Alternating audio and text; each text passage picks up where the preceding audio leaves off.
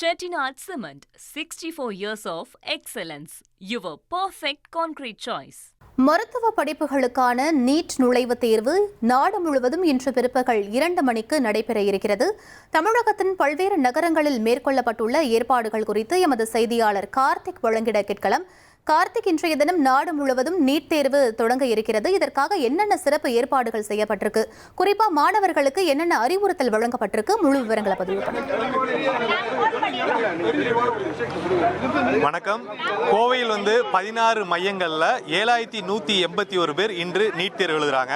அதாவது இந்த வருடம் பார்த்தீங்கன்னா மருத்துவர்களுடைய இணை படிப்புகள், நர்சிங்காக இருக்கட்டும், சித்தா, ஆயுர்வேதா போன்ற படிப்புகளுக்கும் இந்த வருடம் நீட் தேர்வானது நடைபெற்று வருகிறது. தற்போது நம்ம பார்க்கக்கூடிய காட்சிகள் கூட பார்க்கலாம். தேர்வு அறைக்கில் பார்த்தீங்கன்னா தேர்வு நடத்தக்கூடிய அதிகாரிகள் பெற்றோர்களுடைய ஒரு வாக்குவாதம் நடத்தக்கூடிய காட்சி நம்மளால் நேரடியாக பார்க்க முடிகிறது. காரணம் பார்த்தீங்கன்னா மதியம் 2 மணிக்கு தொடங்கக்கூடிய இந்த தேர்வு 1:30 மணிக்குள்ள மாணவர்கள் இந்த தேர்வு மையத்திற்கு உள்ளே வந்துட வேண்டும்.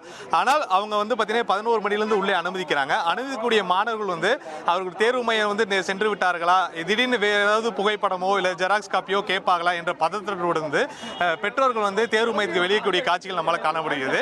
அங்க இருக்கக்கூடிய அதிகாரிகளும் தேர்வு மையத்தை சேர்ந்தவர்கள் பெற்றோர்கள் வெளியே நிற்க வேண்டாம் என்று சொல்றாங்க. இந்த சூழல்ல நம்முடன் ஒரு பெற்றோர் இருக்காரு.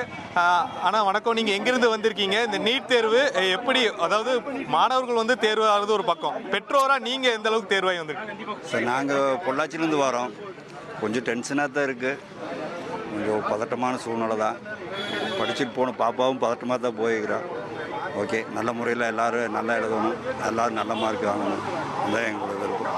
நீட் தேர்வுக்கு என்னென்ன கட்டுப்பாடு சொல்கிறாங்க? இந்த தேர்வுக்கு குறிப்பாக பார்த்தீங்கன்னா வருடம் பல்வேறு கட்டுப்பாடுகள் சொல்கிறாங்க. ஒரு பதட்டமாகவே இருக்கக்கூடிய சூழல் இருக்குது. இதை நீங்கள் எப்படி பார்க்குறீங்க? நீங்களே இப்படி இருக்கும்போது மாணவர்கள் அந்த தேர்வு எழுதக்கூடிய சூழல் இருக்குது அவங்ககிட்ட, அவங்க என்ன சொல்லிட்டு போனாங்க அவங்ககிட்ட? நல்ல சூழ்நிலை தான். கட்டுப்பாடு, இவ்வளோ கட்டுப்பாடு இருந்தால் ஏதோ ஒரு பக்கம் இந்தியாவுக்குள்ளே ஏதோ ஒரு பக்கம் பண்ணிடுறாங்களல்ல. அதனால் இவ்வளோ கட்டுப்பாடு இருந்துமே இங்கே கட்டுப்பாடு தேவை தான். ஏன்னா ஏழை எல்லாருமே நீட் எழுதி எல்லாருமே பாஸ் பண்ண வேண்டிய சூழ்நிலையில் இருக்கிறாங்க.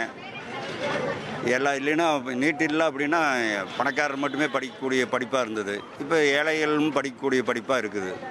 நீட் வந்த பின்னாடி தான். உங்கள் பேருங்க? முருகன். நன்றி.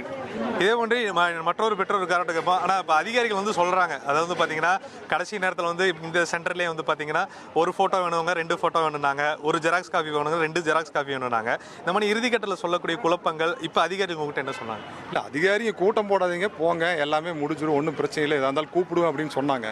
இருந்தால் கூட இப்போ காலையில் பார்த்தீங்கன்னா ஃபோட்டோ 2 ஃபோட்டோ வேணும்னு அவசியம் வேணும்னு சொல்லி அனுப்பிச்சி விட்டு வீட்டில் போய் எடுத்துகிட்டு வாங்கன்னு சொன்னாங்க. இதெல்லாம் பார்க்கும்போது எங்களுக்கு கொஞ்சம் மன கஷ்டமாக இருக்குது. சின்ன ஒரு வருஷம் கஷ்டப்பட்டு +2 முடிச்சு இதுக்கு தனியாக ஒரு கோச்சிங் போகிறாங்க. கோச்சிங் போய் இப்போ எழுத வர்றோம். மறுபடியும் போது ஒரு வருஷம் முதல்ல ஒரு வருஷம் வேஸ்ட்டு, மறுபடியும் ஒரு வருஷம் வேஸ்ட் ஆயிருந்து தடவை அட்டன் பண்ணலினா. அதுவும் என்ன 11 மணின்னு சொல்கிறாங்க. இவங்க 11 மணின்னு சொல்லி எல்லாருமே சாப்பிடாம தான் உள்ளே போகிறாங்க. எல்லா மாணவர்களையும் பாவம், அவங்க சாப்பிடாம தான் 11 மணின்னு சொல்லிடுறாங்க. கரெக்டான ஒரு டைமு ஒரு இது இல்லாமல் இருக்குது. 1:30 மணி வரைக்கும் டைமுங்கிறாங்க. சாப்பிட்டு வாங்க, எல்லாம் ஒரே டைமில் விட்டால் கூட பிரச்சனை இல்லை. 11 to 1:30 போது நிறைய பேர் சாப்பிடாமல் போகிறாங்க, தண்ணி கொண்டு வராமல் போகிறாங்க. அந்த எல்லாம் கொடுத்துருக்காங்க, அந்த ரூல்ஸ் அண்ட் ரெகுலேஷன் கொடுத்துருக்காங்க. காலையில் வந்ததையுமே இங்கே அவங்க சொல்லியிருக்கலாம், இந்த மாதிரி இதெல்லாம் வேணுன்ட்டு ஒரு இன்ஸ்ட்ரக்ஷன் காலையில் வந்ததையுமே இது வேணுங்க, இது வேணும் ஒரு அலௌன்ஸ் பண்ணலாம்ல. காலையில் 10 மணிக்கே ஏகப்பட்ட பேர் வந்துட்டாங்க. நாங்களுமே 11 மணிக்கு வந்துட்டோம், பொள்ளாச்சிலேருந்து வந்துட்டோம். இவங்க சொல்லியிருக்கலாம் முதல்லையே, இந்த மாதிரி இது வேணுங்க, இது வேணும்னு ஒரு இன்ஸ்ட்ரக்ஷன் கொடுத்தாங்க. நாங்கள் அது வாட்டுக்கு அதுக்கு வேண்டியது எடுத்துகிட்டு வந்திருப்போம். அதுதான் பெரிய இதாக இருக்குது. என் பேர் சுரேஷ்குமார். நிச்சயமாக பெற்றோர்கள் குறிப்பிட்ட மாதிரி அவங்க மாணவர்கள், அவங்களுடைய பிள்ளைகள் தேர்வு எழுத போனாலும் வெளியே திடீர்னு ஏதாவது கடைசி நேரத்தில் பேனாவோ அவங்களுடைய ஆவணங்கள் ஏதாவது கேட்டால் என்ன பண்ணுவதுன்னு சொல்லிட்டு ஒரு தவிப்போட அவங்க பெற்றோர்கள் கேட்டுக்கு வெளியே இருக்காங்க.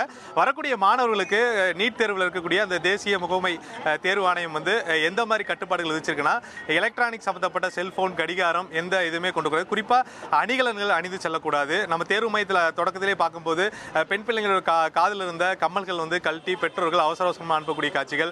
குறிப்பாக அவங்க பெற்றோர் குறிப்பிட்ட மாதிரி மதியம் 2 மணிக்கு நடக்கக்கூடிய தேர்வு 1:30 மணிக்குள்ள உள்ள வரணுங்கிறாங்க, 11 மணிக்கு உள்ள அனுமதிக்கிறாங்க. அப்படிங்கும் போது கிட்டத்தட்ட 5 மணி நேரம் சாப்பிடாமல் அந்த தேர்வு எழுதக்கூடிய ஒரு செல்ல நிலைமை இருக்கு. அந்த ஒரு பதட்டம் இருக்கு. அதே சமயம் நீட் தேர்வு பார்த்தீங்கன்னா அனைவரும் எழுதக்கூடிய ஒரு தேர்வாக இருந்தாலும் ஆண்டு கணக்காக பணம் கட்டி அதுக்கான சிறப்பு வகுப்புகள் சென்று அந்த தேர்வுகளுக்கு செல்ல இருப்பதனால இது போன்ற சிரமங்கள் ஆண்டுக்கு நாங்கள் சந்திக்க வேண்டிய ஒரு சூழல் இருக்கிறத சொல்லியிருக்காங்க.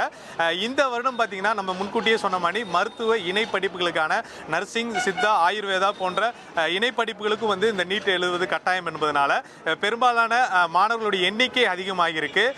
அவர்களுடைய வருகையை முன்னிட்டு காவல்துறையும் வந்து தேர்வு மையத்தை சுற்றி பலத்த பாதுகாப்பு போட்டிருக்காங்க. தேர்வு மையங்களில் மாணவர்களுக்கு தேவையான குடிநீர் வசதிகள் ஏற்பாடு செய்யப்பட்டிருப்பதாக சொல்லியிருக்காங்க. அனைத்து வகுப்புலையும் வந்து வெப் கேமராக்கள் பொருத்தப்பட்டு இங்கிருந்து சென்னையில் நேரடியாக தலைமையில் கண்காணிக்கக்கூடிய பணியிலும் வந்து ஏற்பாடு செய்திருப்பதாக சொல்லியிருக்காங்க. மாணவர்கள் வந்து ஒரு பக்கம் அவர்களுடைய தேர்வை எதிர்கொள்ள உள்ளே சென்று கொண்டிருக்காங்க. தேர்வு நடத்துபவர்கள் பல பரிசோதனைக்கு முன்பே அவர்களை உள்ளே அனுப்பக்கூடிய காட்சிகள் காணப்படுகிறது. உள்ளே அனுப்பிய மாணவர்களை வந்து அவர்கள் வந்து தேர்வு தொடங்குவதற்கு முன்பு ஏதாவது ஆவணங்கள் கேட்டு விடுவாங்களா என்ற பதட்டத்தில் வாயில் கதவுகளில் வந்து பெற்றோர்கள் நிற்கக்கூடிய காட்சிகள் நம்மால் பார்க்க முடிகிறது. கோவை மாவட்டத்தில் மாநகர் மற்றும் புறநகர் என சொல்லி 16 மையங்கள் பிரிக்கப்பட்டு 7181 மாணவர்கள் தேர்வு எழுத காத்திருக்காங்க.